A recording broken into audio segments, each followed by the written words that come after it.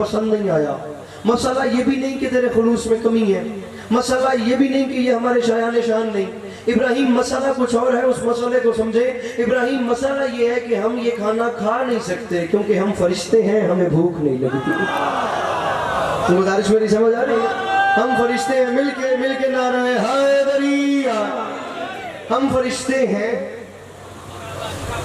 अब आप बुजुर्ग इतना अच्छा किबला हाफिज साहब को सुन चुके हैं, मेरी बातें तो कैसी कली टूटी फूटी हैं, लेकिन मेरी एज को ना देखिएगा, मेरी बात को देखिएगा। और मैं गया, कुरान से बात करना इतना आसान काम नहीं, कुरान से बात करना मुश्किल काम, मौला की कसम मुश्किल है।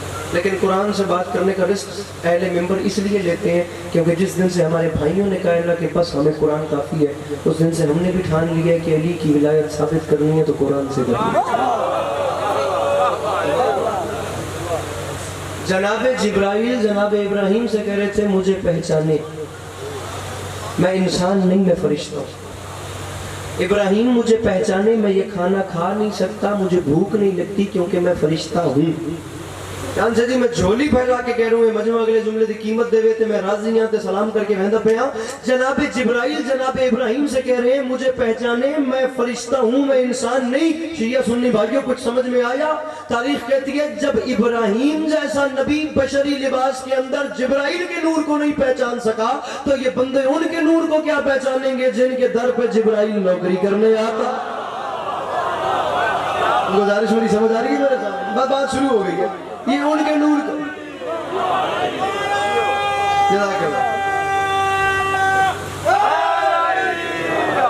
ये उनके नूर को क्या जब वो बशरी लिबास में इतने बड़े नबी होके जनाब जिब्राइल के नूर को नहीं पहचान सकते तो ये बंदे उन हस्तियों के नूर को क्या पहचानेंगे जिनके दरवाजे पे जिब्राइल कभी चक्की चलाने आते हैं, कभी झूला झुलाने आते हैं, कभी हसनैन को अपने परों पर सुलाने आते हैं, कभी हसनैन करीमैन शरीफैन नयरैन नूरैन इमामैन अलैहिस्सलातु वस्सलाम को भाई अली रज़ी अपने परों पर सुलाने आते हैं। तारीख कहती है जनाब जिब्राइल ने कहा मुझे पहचाने, मैं इज्जतदार हूँ, मैं ये खाना नहीं खाता। तफसीर कुरान शिया सुन्नी भाई मुत्तफिक हैं, मुझे इज्जत हुसैन की कसम है।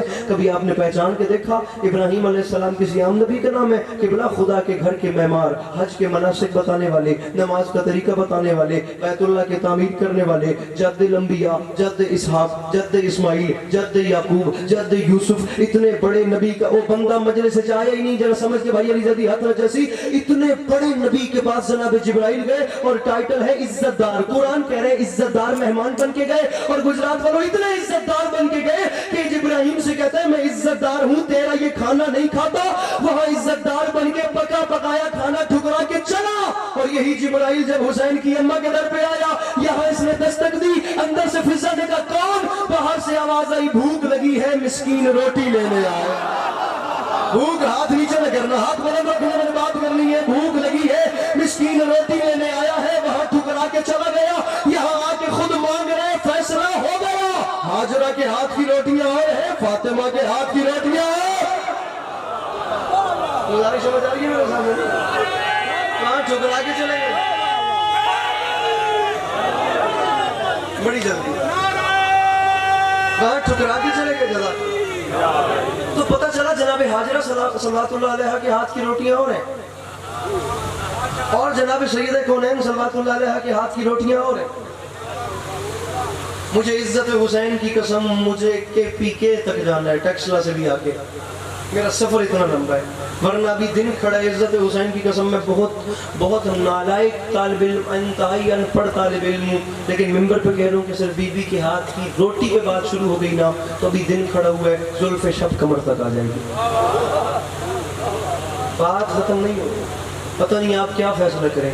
जनाब सैयदा के हाथ की रोटियां और हैं, जनाब हाजरा के हाथ की रोटियां। एक घंटा भी ये मजमून पढ़ूं ना तो शायद बात ऐसे न सिमटे जैसे इस मिसरे में सिमट गई है। अली जो खाते थे जहरा के हाथ की रोटी, तभी तो कुव्वत परवरदिगार हाथ में थी।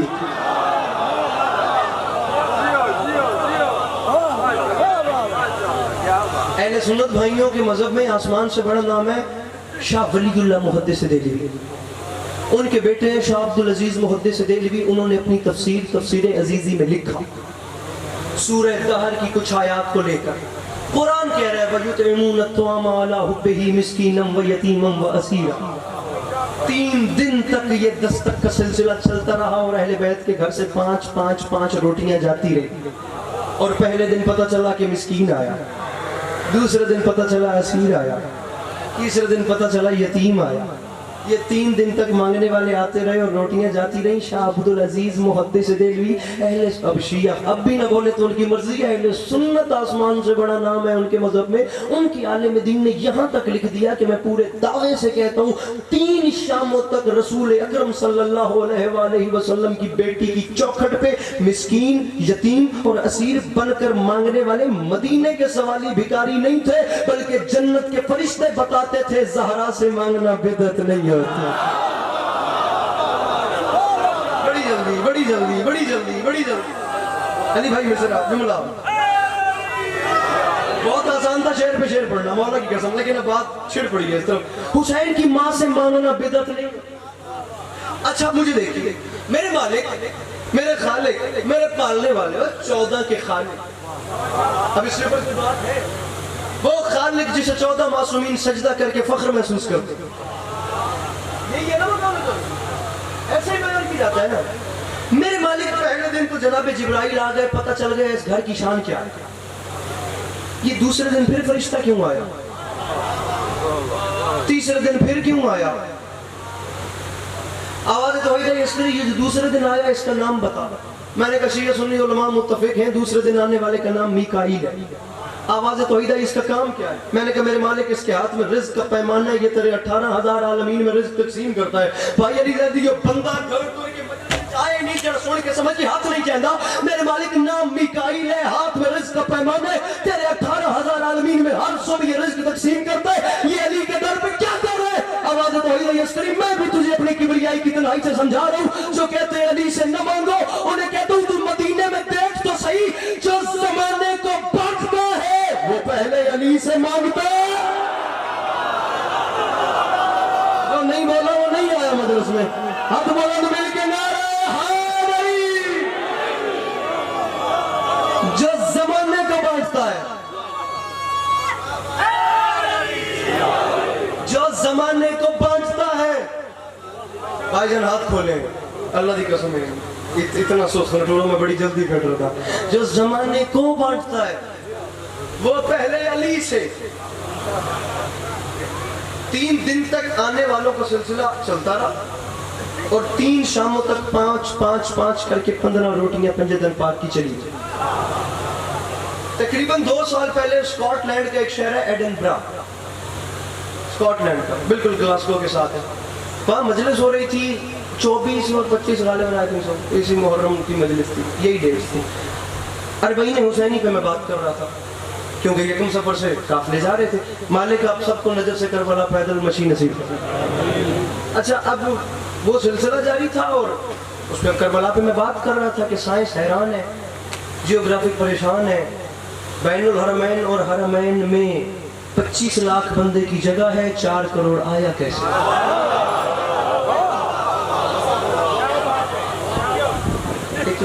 उनजी इतने ठंडे सुबह दे बैठे हो या मेरी बारी कोई मेहरबानी करेगी? 4 करोड़ आया कैसे? अब वहां पे बात हो रही थी कि साइंस, मेडिकल साइंस कहती है कि हर बंदे को सेहतमंद रहने के लिए एक वक्त में 2 रोटियां खानी चाहिए और एक दिन में 6। अगर एक बंदा एक वक्त में 2 खाए और एक दिन में 6, चले हम 6 भी नहीं करते, हम एक वक्त में 1 और एक दिन में 3 करते हैं। अगर एक बंदा एक दिन में सिर्फ 3 रोटियां भी खाए तो करबला में 4 करोड़ बंदा था, 4 करोड़ बंदा एक दिन में 3 रोटियां भी खाए तो 4 करोड़ बंदे की एक दिन की 12 करोड़ तो रोटी बनती। फिर चुप कर गए जना करवा। अब मुझे बताएं मैं बात कैसे करूं? खुदा की कसम टाइम मेरा पूरा हो चुका है। अब मुझे सोच के बताओ 12 करोड़ रोटी बनाने के लिए ईंधन कितना चाहिए, गूंदने वाले कितने चाहिए, पकाने वाले कितने चाहिए? उसकी डिस्ट्रीब्यूशन में कितना टाइम चाहिए ये नहीं पता। मिंबर पे बात कर रहा था, पता नहीं कितने बंगाली, कितने नेपाली और कितने इंडियन उलमा, शोरा, खुतबा और अफाफों का पता नहीं कौन कौन बैठा था। इज्जत हुसैन की कसम, अली भाई आपका भाई जुमला कह के खड़ा हो गया और खुदा की कसम पूरा यूरोप बोलता रहा। ये बंदों हाथों में लाज रखना, अगर जुमला डिजर्व करे तो बोलना, वरना प्लीज चुप रहना। मैं खुद कह रहा हूँ, मजमे से खड़े होकर सवाल हो गया, असली बताइए होता कैसे है? एक दिन में सिर्फ 12 करोड़ रोटी, बाकी तमाम प्रोटोकॉल्स और रिक्वायरमेंट्स को साइड पे रखते हैं। 12 करोड़ रोटी कैसे, ये सिलसिला कैसे चलता है? अब मौला ने अता कर दी, मैंने जवाब दे दिया, उसका नशा मेरे अंदर है। मैंने हाथ बांध के कहा यार मुझे तो नहीं पता कि एक दिन में 12 करोड़ रोटी बनाने के लिए हाथ कितने चाहिए, पकाने वाले कितने चाहिए, तकसीम करने वाले कितने चाहिए, आटा कितना चाहिए, गूंदने वाले कितने चाहिए। जो मुझे समझ आया है, मुझे लग रहा है आज से 1400 साल पहले यहाँ नीचे से ऊपर कुछ रोटियां गई थी, वो ऊपर वाले कर्जा उतार रहे। जो नहीं बोला वो नहीं आया मजलिस में, जिसके हाथों में मालिक हुसैन ने नजफ रसा नारा है हादरी।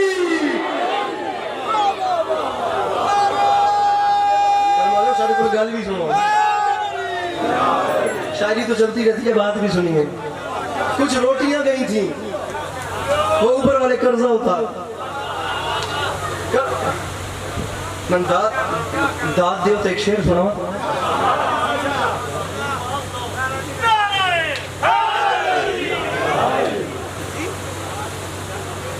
ठीक है। 2005 में ना करबला गांव में शाह अल्लामा नासिर शहीद पड़े थे, मालिक दरजात बुलंद फरमाए। मिसरे उनसे सुने और याद हो। ये जो पढ़ रहा हूँ इसका एहसास भी मालिक शहीद की रूह को। सिंपल जबान में देखना है कि कितनी कीमती बात। सिंपल जबान है। आखिर तक हाथ बुलंद होने चाहिए जो मांगते हैं। अर्शी मांगने के लिए आते हैं फरमाया, वो जो बंदा समझे, जो मांगता है उससे मेरी बात है। किबला फरमा गए थे फरिश्ते अर्श के हों या के हों बागे जिना वाले, यहाँ वालों से क्या नजरें मिलाएंगे वहां वाले। फरिश्तों ने अली के दर से मांगी रोटियां अक्सर, जमीन वालों के टुकड़ों पर पले हैं आसमां वाले। इमाम ज़माना मस्ते रखे, जमीन वालों के टुकड़ों पर, उस सालाना का नाम है, जमीन वालों के टुकड़ों पर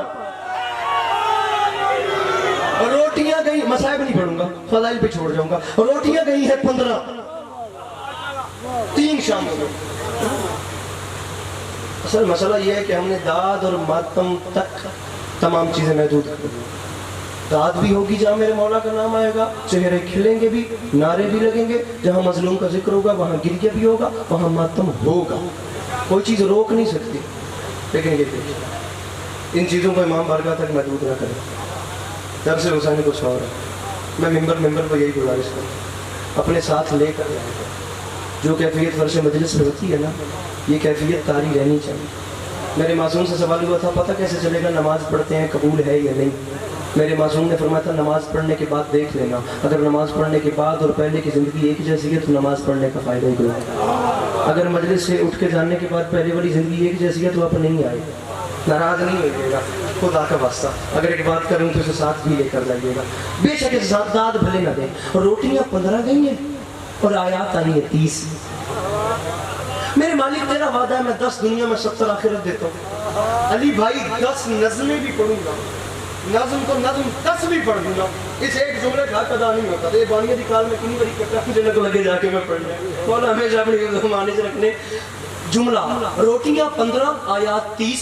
तेरा वादा है मेरे मालिक मैं 10 दुनिया में 70 आखिरत देता हूँ। आखिरत का हिसाब आखिरत में करेंगे, जरा 10 दुनिया का हिसाब लगा। अगर 10 गुना दुनिया देनी है तो 15 रोटियों के बदले 150 आयात बनती हैं। तूने 30 क्यों भेजी? आवाज़ तौहीदा यस्करी, तू पहले मेरी आयत का वजन कर, तू पहले इसे तोल के इसका वजन कितना है। और मैं हकीर मिस्कीन कहाँ से बुलाऊं तराजू जिसमें तेरा कलाम तोलूं? हाय हाय। फरमाया मुझे पता है तुझसे नहीं तुलना, मालिक क्या करूं? फरमाया सारे शिया सुन्नी भाइयों को साथ ले, भागा भागा मिस्र के बाजार में जा, वहाँ हुस्न बिक रहा है, वहाँ हुस्न तोड़ रहा है।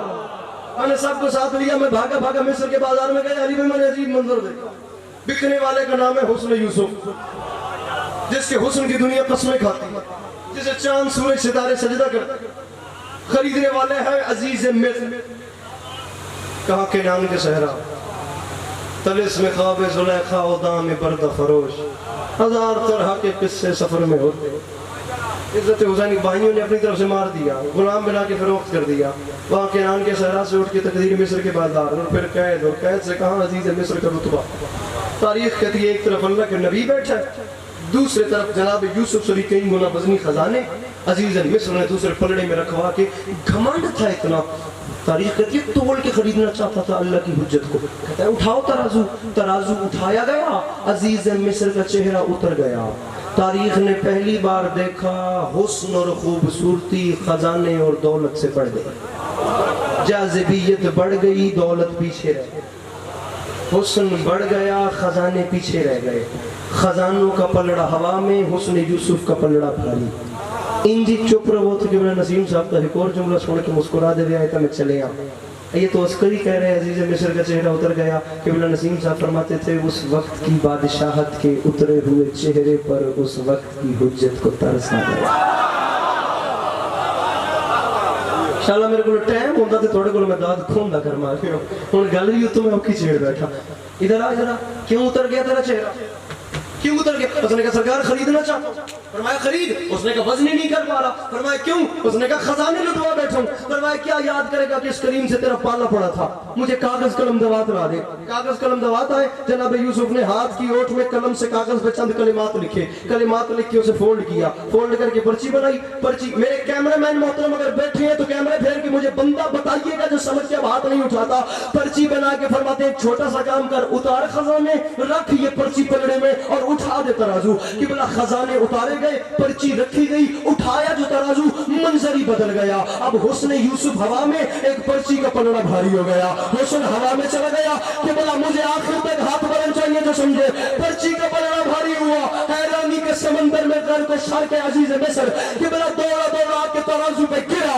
कहते खोल के देखूं बिलाखिर इसमें लिखा क्या है। अब वो आया, वो गिरा, उसने पर्ची उठाई, खोल के देखा, बीच में लिखा था बिस्मिल्लाहिर्रहमानिर्रहीम, बिस्मिल्लाहिर्रहमानिर्रहीम।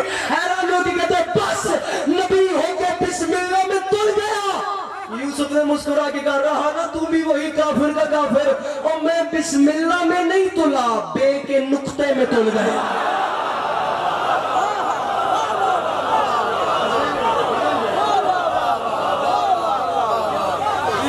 मैं बिस्मिल्लाह में नहीं तुला,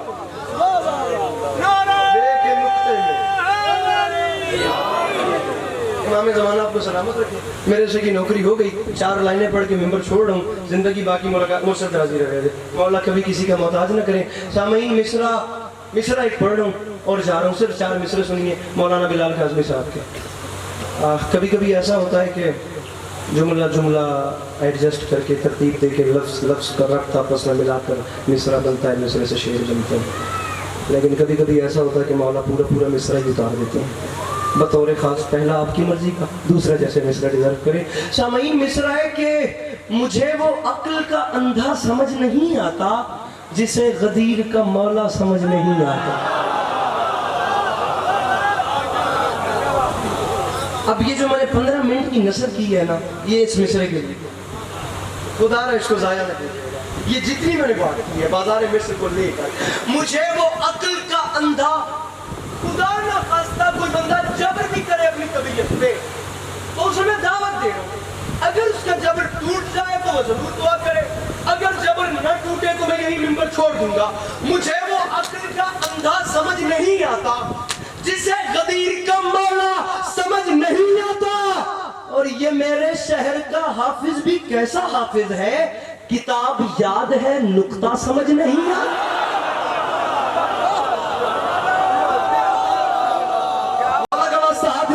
हाथ बुलंद, मौला हुसैन का वास्ता हाथ बुलंद रखो। और मैं शेर पढ़ के जा रहा हूँ, मुझे वो अक्ल का अंधा समझ नहीं आता जिसे गदीर का मौला समझ, हाथ नीचे न कर रहा। और मैं जा रहा हूँ, मुझे वो अक्ल का अंधा समझ नहीं आता जिसे गदीर का मौला समझ नहीं। बहुत बड़ा बात बंद है, मुझे दुनिया की समझ नहीं लगती। ये मेरे शहर का हाफिज भी कैसा हाफिज है, किताब याद है नुक्ता समझ नहीं आता।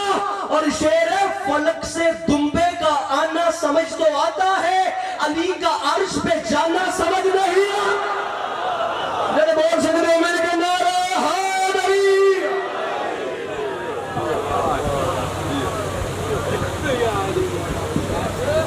साड़ी जनाब जाकिर अली अब्बास असरी पंजी सफर शादिया सालाना मजलिस सजा मुल्क दे नामवर उलमा ज़ाकरी काफरमान दे पंजी सफर शादी वाली मैं फिर किया जी मोबाइल इन्हों का गुम होया मेहरबानी है जो किसी ने मिलया हो तो वो इतने मेरे तक अपना